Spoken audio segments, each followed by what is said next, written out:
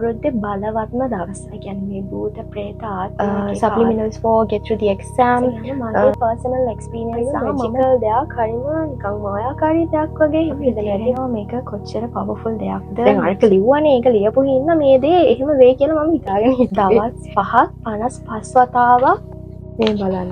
ප්‍රශ්න එක තමයි self love ලා හොඳට සීල් කරන්න. මගේ ජීවිතයේ ඇත්තටම ලැබිලා තියෙනවා. මොනේ විශ්වයට ලිපියක් ලියන එක. කවදාවත් මේ දවස මිස් කරගන්නේ නැහැ. Hi guys, welcome back to my YouTube channel. ඉතින් මම කවිතා ගෞතමි. If you simply call me Gautami, that's enough. I'm so glad to have you here.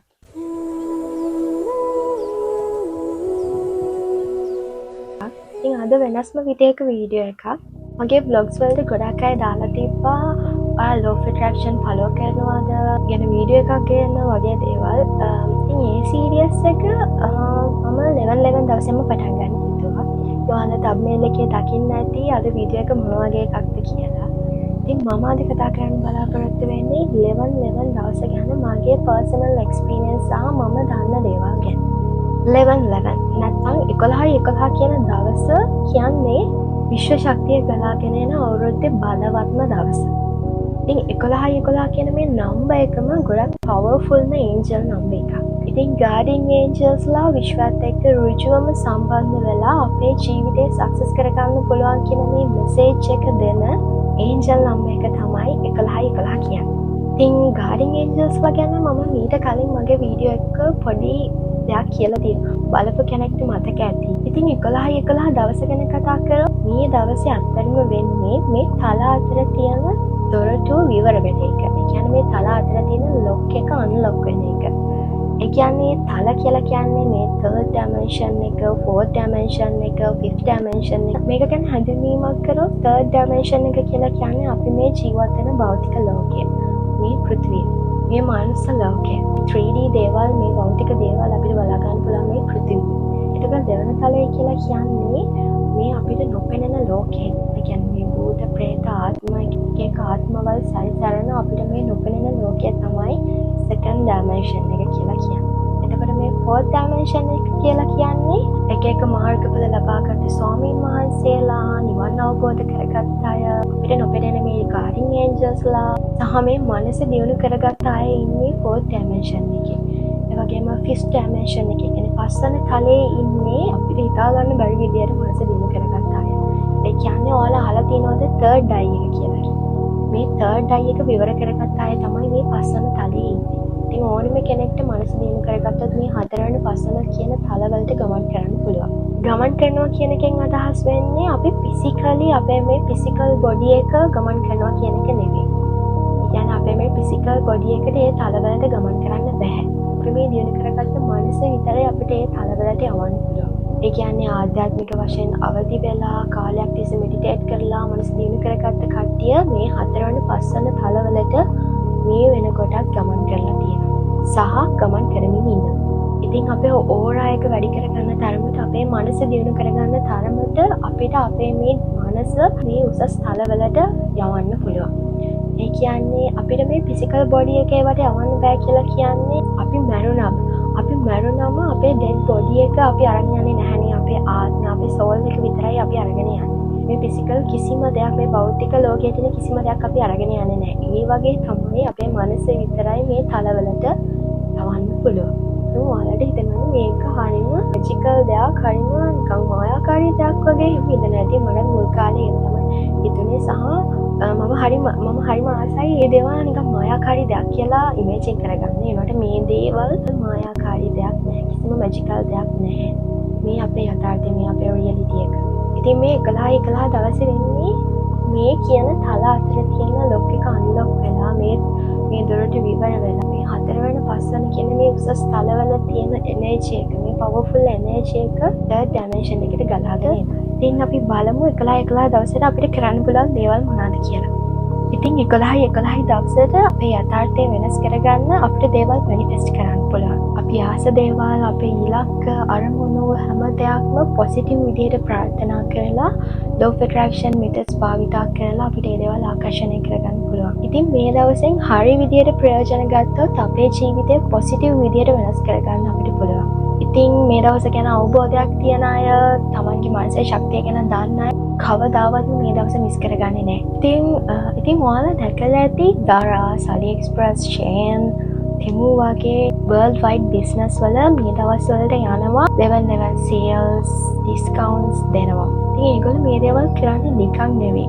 ඉතින් බලන්නකො තමන්ගේ business එක දියුණු කරගන්න, තමන්ගේ ධන වාසනාව වැඩි කරගන්න මේ අවුරුද්දේ තියෙන powerfulම දවස මෙයාලවත් මිස් කරගන්නේ නෑ. ඉතින් ඔයාලා මිස් කරගන්න එපා. ඉතින් level දවසේ කරන්න හොඳ නැති දේවල් මොනවද කියලා අපි බලමු. ඉතින් කිසිම negative දෙයක් මේ දවසේ ඔයා කරන්න එපා. negative film බලන්න, negative songs අහන්න, breakup songs අහන්න, scary movies බලන්න, ඒ දේවල් කරන්න එපා. අනිත් එක තමයි කාටවත් වෛර කරන්න, කාට එක්කවත් රණ්ඩු වෙන්න, ඊර්ෂ්‍යා කරන්න, මේ වගේ negative feelings එක්ක ඔයා ගනුදෙනු කරන්න එපා ඉතින්. නිකමටවත් negative පැත්තට ඔයාගේ ජීවිතේ ඇදලා යන කිසිම දෙයක් මේ දවසට නොකර ඉන්න. මේක බලන්න ඔයා වග බලා ගන්න. ඉතින් මොනවද අපි එදාට කරන්න ඕනි කියලා කතා කරමු. ප්‍රශ්න එක තමයි self love. ඔයා ඔයාගේ ජීවිතය ගැන positive හිතන්න. ඔයා ඔයාගේ ජීවිතේ positive විදිහට manifest කරන්න. ඔයාගේ ජීවිතේ මේ දවසෙන් ඉදිරියට අවුරුද්දක් ඔයා ලබා ගන්න කැමති දේවල්, ඔයා ආස කරන දේවල්, ඔයාගේ ඉලක්ක අරමුණු මේ හැම දෙයක්ම manifest කරන්න. මේ හැම දෙයක්ම manifest කරන්න ඕනි වර්තමාන කාලෙන්. ඒ කියන්නේ මේ මොහොතේ ඔයාට ලැබිලා තියෙනවා කියලා හිතාගෙන ඔයාගේ feeling එක විඳින ගමන් විශ්වයට ස්තුතිවන්ත වෙන්න. manifest කරන්න. කිසිම කෙනෙක්ට වචනකින් හරි බාධාවක් කරදරයක් වෙන කිසිම දෙයක් manifest කරන්න එපා. අනිත් එක තමයි ඔයා අනිවාර්යයෙන්ම කරන්න ඕනේ විශ්වයට ලිපියක් ලියන එක. ඒ කියන්නේ මේ 11 දවසෙන් ඉස්සරහට ඊළඟ අවුරුද්දේ 11 දවස වෙද්දී ඔයාට ඔයාගේ ජීවිතේ ලබා ගන්න ඕනි දේවල්, ආස කරන දේවල්, ඔයාගේ ඉලක්ක අනුව හැම දෙයක්ම ලිපියක් විදිහට ලියුමක් විදිහට විශ්වයට ලියන්න. සලාම my dear universe කියලා දාලා ඔයාට මේ අවුරුද්ද ඇතුළත ලබා ගන්න ඕනි හැම දෙයක්ම මේ ලිපියට included වෙනවා. ඒ හැම දෙයක්ම detail ලියන්න. ඔයාට මේ branded lipstick එක ගන්න ඕන නම් ඒ lipstick එකේ brand එක, color එක වල detail හැම දෙයක්ම ලියන්න. ලියලා අන්තිමට ඔයාගේ නම ලියන්න. නම ලියලා මේක හොඳට නමලා envelope එකක දාලා හොඳට seal කරන්න. හරිද? මේ වගේ envelope එකක් ගන්න, නැත්නම් ඊට වඩා ලොකු එකක් ගන්න. හොඳට seal කරන්න. හොඳට seal කරලා ඔයා මේක හංගන්න. කාටවත් බලන්න බැරි තැනක ඔයා මේක හංගන්න. ආයෙ ඔයාට මේක අරින්න පුළුවන් ඊළඟ අවුරුද්දේ 11 වෙනි මාසේ 11 වෙනි දවසේ. ඉතින් මම මේක කරා, ගිය අවුරුද්දේ මම මේක කරා, මම තාම මේක ඇරියේ නැහැ. ඉතින් මම ඒකේ ලියපු ගොඩක් දේවල් මගේ ජීවිතේට ඇත්තටම ලැබිලා තියෙනවා. 2024 11 මම A levels කරනවා. එතකොට ඇත්තටම ඒ කෙටි කාලීනව මට ලබා ගන්න තිබ්බ එකම දේ A level examination එකෙන් high marks ගන්න එක, මට campus select වෙන එක. ඇත්තටම මගේ අම්මයි තාත්තයි proud කරන්න පුළුවන් result එකක් අරගෙන මම campus select වුණා. මම හිතන්නේ මම මේක ලියපු පමණින්ම මට ඒ දේ ලැබුණා කියලා. ඒ දේ වෙනුවෙන් වැඩ කරන්න ඕනේ. අනිවාර්යෙන්ම වැඩ කරන්න ඕනේ ඒ දේ focus කරලා. නැතුව මේ ලියුමක් ලියපු පළියේ මේ දේවල් attract වෙන්නේ නැහැ. ඉතින් ඔයාලට මම සිද්ධියක් කියන්නම්. මට වුණු දෙයක්, ඔය law of attraction follow කරන්න ගත්ත මුල්ම දවස්වල ඔය එක methods තියෙනවානේ law of attraction වල 5/55 වගේ. මම මේ method එක ගැන දැනගත්ත වෙලේ ඉඳලා මම ඒක කරන්න ගත්තා. හරිද? ඒකේ තිබ්බේ 5/55 method එකේ තියෙන්නේ දවස් 5ක් 55 වතාවක් පොතක් අරගෙන තමන්ට ලබා ගන්න ඕනි එක දෙයක් ලියන්න. මට ඕනි දේ 5 වතාවක් දවස් 5ක් මම ලිව්වා. ඒක මට උනේ නැහැ. මොකද මම ඒක ලියලා නිකන් හිටියා. මම ඒ දේ වෙනුවෙන් වැඩ කරේ නෑ. ඇත්තටම ඒක මොකද්ද කියලා කිව්වොත් ඒ පොතත් මං ගාව ඇති දැන්. මම පෙන්නන්න තිබ්බොත් මේ බලන්න. මේ බලන්න.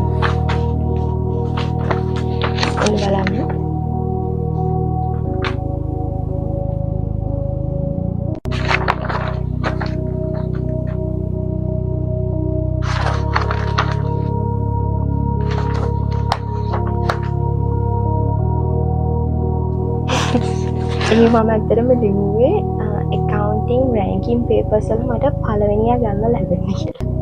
මුල් දවස් ටිකේ දෙවනියා වගේ ගත්ත දෙපාරක් ඊළඟ එකට මට කොහොම හරි පළවෙනියා ගන්න පුළුවන් වෙන්න කියලා තමයි මේක ලිව්වේ. ඒක මට උනේ නැහැ. ඒ උනේ නැත්තේ මම බොරුවට ඒක ලියලා විතරක් තිබ්බා. මම ඒ වෙනුවෙන් වැඩ කරේ නෑ. මම පාඩම් කරේ නෑ හරියට. දැන් අරක ලිව්වනේ ඒක ලියපු හින්දා මේ දේ එහෙම වෙයි කියලා මම හිතාගෙන හිටියේ. ඒත් ඒක එහෙම වුණේ නෑ. ඒකින්ද ඔයාලා ජීවිතේ වෙනස් කරගන්න කියලා විශ්වයට ලියලා නිකන් ඉන්න එපා. ඒ වෙනුවෙන් අනිවාර්යෙන් වැඩ කරන්න. සමහරු මේක ගැන දැනගත්තට පස්සේ ඒක ගොඩක්ම විශ්වාස කරන්නේ නැහැ. හරිම සැකෙන් බලන්නේ. මටත් එහෙම කාලයක් තිබ්බා. ඒ වුණාට සැකයක් නැතුව මේ දේවල් ඒ විදිහට විශ්වාස කරලා මේ දේවල් කරන්න පටන් ගත්තම මට තේරෙනවා මේක කොච්චර පවර්ෆුල් දෙයක්ද. අපේ ජීවිත පොසිටිව් විදිහට වෙනස් කරගන්න පුළුවන් කියලා. ඉතින් අනිවාර්යයෙන්ම විශ්වයට ලිපියක් ලියන්න අමතක කරන්න එපා. ඔයාලා මේ දේවල් කරන වෙලේ කැන්ඩල් එකක් පත්තු කරන්න, සබ්ලිමිනල් එකක් අහන්න අමතක කරන්න එපා. සබ්ලිමිනල් ගැන මම ඊට කලින් මගේ එක vlog එකක මම කියලා තියෙනවා. ඉතින් different types of subliminals තියෙනවා. beauty එකට තියෙනවා, exam success කරගන්න තියෙනවා. මේ ඕනෙම දෙයක subliminals තියෙනවා. ඉතින් search කරන්න YouTube එකේ subliminals for beauty, subliminals for success in everything, subliminals for get through the exam. ඒවැනුත් කෙටි කාලයක් තුළ වැඩිම views ගිහිල්ලා තියෙන ඒවා අහන්න. ඒව තමයි හොඳම. ඒක තව හිතේ විශ්වාසයෙන් අහන්නේ. සබ්ලිමිනල් එක අහන්නේ මොකටද කියලා හිතේ තියාගෙන අනිවාර්යෙන්ම අහන්න. ගිය අවුරුද්දේ Universe in You channel එකෙන් meditation series එකක් ගෙනාවා 11 දවසේ. මේ පාරත් ගේ කියලා මම විශ්වාසයෙන් ඉන්නවා. මොකද ගිය පාරත් මම එක කරා. ඉතින් අනිවාර්යෙන්ම Universe in You channel එක check කරලා බලන්න. ඉතින් මම ඔයාලත් එක්ක බෙදාගත්තේ මගේ personal experience එක සහ මම දන්න දේවල්. ඉතින් අනිවාර්යෙන්ම එදාට meditate කරන්න, විශ්වයට ලිපියක් ලියන්න, visualize කරන්න, manifest කරන්න, ඔයාගේ අනාගතේ ඔයාලා ලබා ගන්න බලාපොරොත්තු වෙන ජීවිතේ manifest කරන්න අමතක කරන්න එපා. ඉතින් හැමදාම කියනවා වගේ ඔයාලා හැමෝටම ලස්සන grateful දවස් ලැබෙන්න කියලා මම හදවතින්ම ප්‍රාර්ථනා කරනවා. ඉන්නේ